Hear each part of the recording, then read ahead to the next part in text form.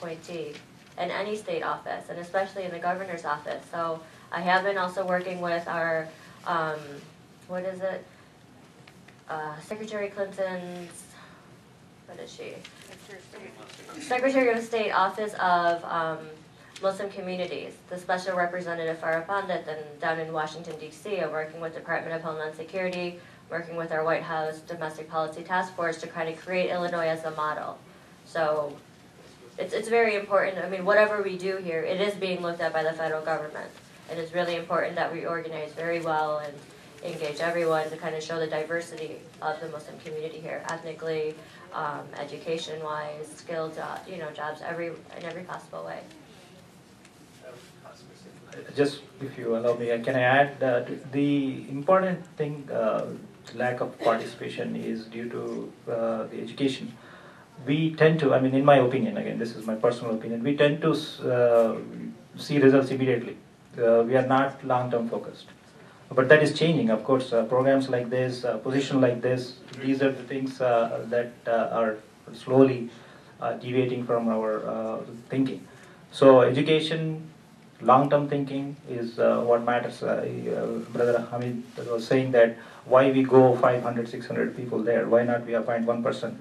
So it's more to it. It's not like, just doing lobbying. It's the impression. It's the image. There are a lot of things around it. So long-term thinking is very important.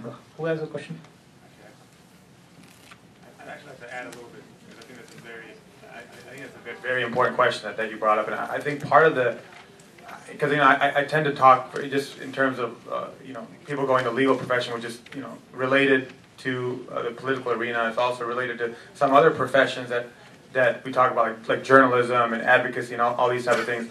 And I think a lot of that is, if you think about, a lot of it comes down to just money, in the sense that, I mean, to be crass about it, it's really money in the sense that when people are telling their kids, what to go into, there's such an emphasis on, well, what are the brother said about thinking long term. Going into certain of these professions is a huge help long term, not only to the community but just to everybody, to the individuals themselves. So if somebody presents to you, well, I want to become an advocate, or I want to become a lobbyist, the student or is not going to be able to show this.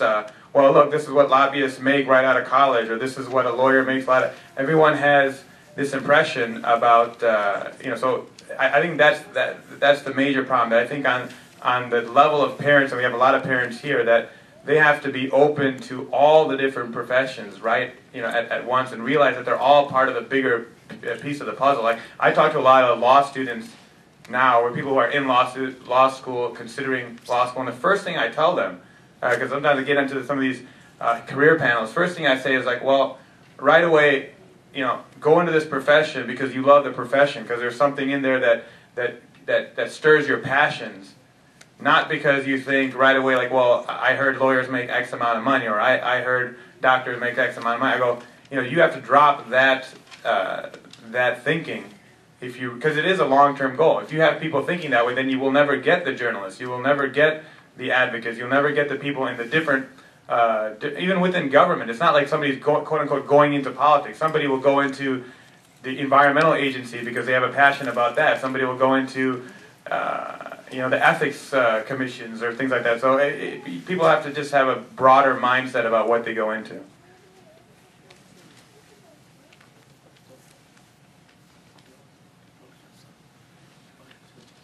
Yeah, what I'm suggesting is the lobbies is separate. Plus, the going for the demonstration is good. You can do 1 time, 2 times, or 4 times a year. This is separate, that is separate. But anytime if you need to have, so you have a guy over there. So if you want to do something, each time to mobilize this to going to Springfield takes a big arrangement and things like that. Now I have a question: is the governor's office aware that the Muslim is the second largest population here in Chicagoland, next to Christian, more than the Jewish people? Is the office of the governor aware of that? We are currently not aware of it because It is in the we don't have an actual census done for the Muslim community. So our numbers range from 300,000 Muslims to 700,000 Muslims in Illinois. And it's really important that I'm talking to Dr. Salula, CIOGC, a little bit about this to see if we can get some private funding and have Loyola University or someone conduct an actual census in terms of how many Muslims are living here in Illinois. Because we need the data, we need the numbers to show how important the community is. Chicagoland, on the front page of the Tribune, couple of years, 2-3 years ago, the Muslim is the second largest population in Chicagoland area. Okay. Next to Christian, more than the Jewish. So Are they all citizens or they're immigrants? Chicago metropolitan. Chicago metropolitan area? Second largest, next to the more than the Jewish. Because the governor's office aware of that because that will impact again, they have a big population. No, we're actually not, unfortunately. The new census is coming, so you will see again. Right. And please fill out your census forms. Yeah. Very, very important. One question from online. Can you briefly explain how a bill becomes law in the state? Yes, I can.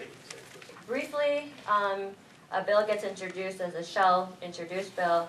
It moves, it has a first reading, a second reading in the House chamber, Senate chamber.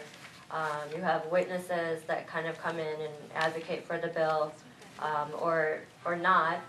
And, you have lobbying going on, the legislators are working, the governor's office is involved with the appropriate state agency with it. And then it either drops or it goes to a second reading and it starts the whole first, second, and third reading process all over again. And it kind of does this along the way until finally it reaches the final chamber, where the appropriate committee or whoever decides on whether it goes. And then the final, who determines is the governor whether the bill gets vetoed, it has an amendatory veto placed on it, or if the bill becomes law. So it has to pass both the House, Senate, Right. and the... And it has to pass the House a couple times. And the Rules Committee, Appropriations, whatever. The governor has the veto power. And Right. And we finally received the bills. I think this is related to the previous question. Any bills that Muslims advocated last year became law? I'm not really sure about what bills were advocated last year, other than the Arabic resolution. And that's just a resolution, informatory type process, non-binding. I don't know what the other ones are. Do you know? I don't think Muslim did that part. Yeah, I don't think anything became law, but we definitely had a big impact. Yeah, that's definitely. Halal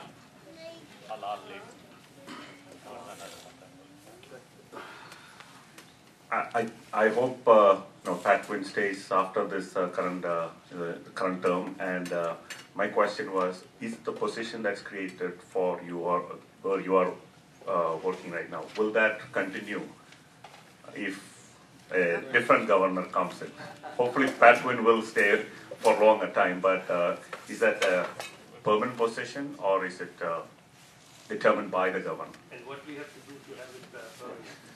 I think the question is the position tied to the governor's. Right. I'm a political appointee, so unfortunately, if, God forbid, Governor Quinn does not win the election, the new governor, most likely I have to step down from the position. But to ensure that this is a permanent position, I believe we have to pass a piece of legislation to incorporate this as a permanent structure in the governor's office. So we should introduce right away in this action day? Right. We should probably have a Muslim Action Day for that position. Yeah.